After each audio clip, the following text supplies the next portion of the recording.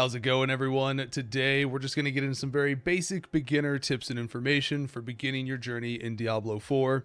So the first thing is, when you finish that initial tutorial into Kyovashad, you may notice that there are 3 yellow indicators on your minimap that are blinking, and when you open up your map, you'll actually see the locations where they are.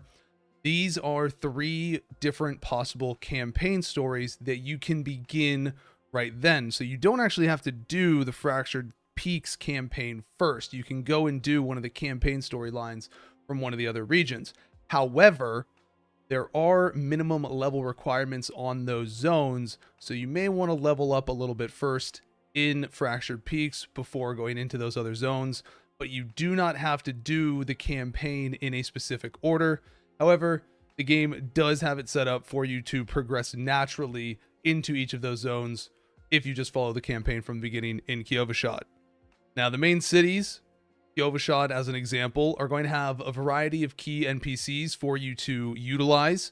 First one is going to be the Blacksmith, which is where you're going to dismantle any unwanted gear that you acquire for various parts that you'll use in upgrading your weapons and armor to higher ranks.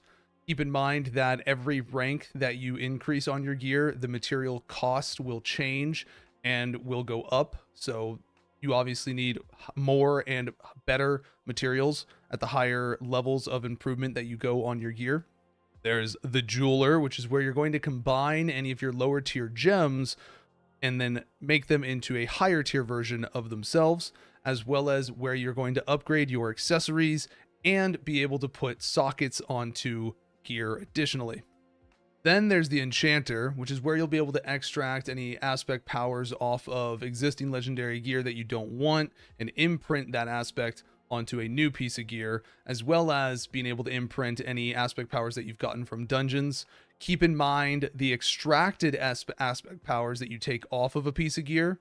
You can only imprint those one time. You cannot re-extract them off of a piece of gear that you imprinted it onto. The only ones that you can imprint repeatedly are the aspect powers that are in your codex that come from completing dungeons. To unlock the Enchanter early on, you'll just have to go out the south gate of Kyovashad, down to the bottom left corner of Fractured Peaks, and complete the Lost Archives dungeon. Upon completing the Lost Archives dungeon, the Enchanter NPC should become unlocked and available to you. This is assuming it hasn't changed. This is what you had to do in the beta in order to unlock it. The Alchemist is another NPC in towns, which is where you're going to be able to upgrade any of your consumables and make different various elixirs, along with being able to convert excess materials that you have of different ingredients that you will use for making elixirs. So you can actually take an excess of a specific ingredient and convert it into a different ingredient, so that you have more inventory of a variety in order to make different elixirs.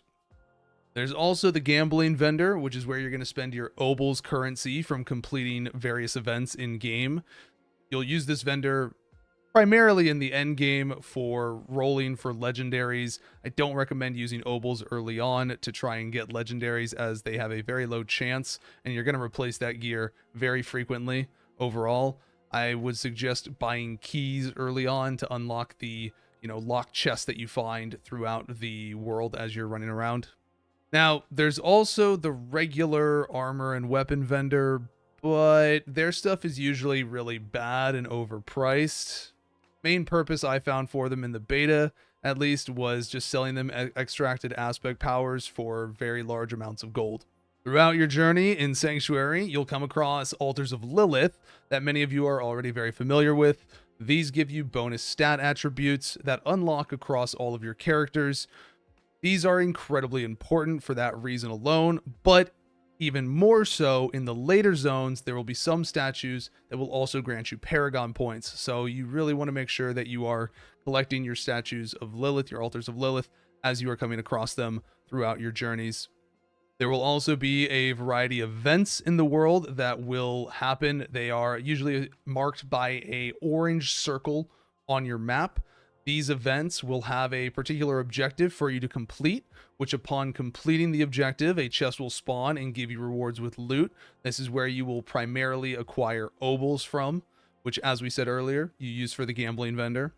If you complete the mastery challenge as well, that is associated to the event that is going on, you'll get a better chest that drops at the end of it.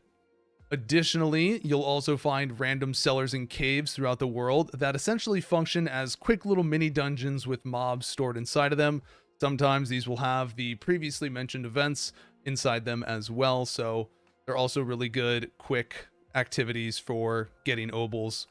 Every now and then in each region, you'll encounter strongholds, which are an open world instance you can complete in a solo or party. These have a set minimum level for the mobs inside of them, so you can go to strongholds early, but be aware of the power discrepancy that will exist if you choose to do so.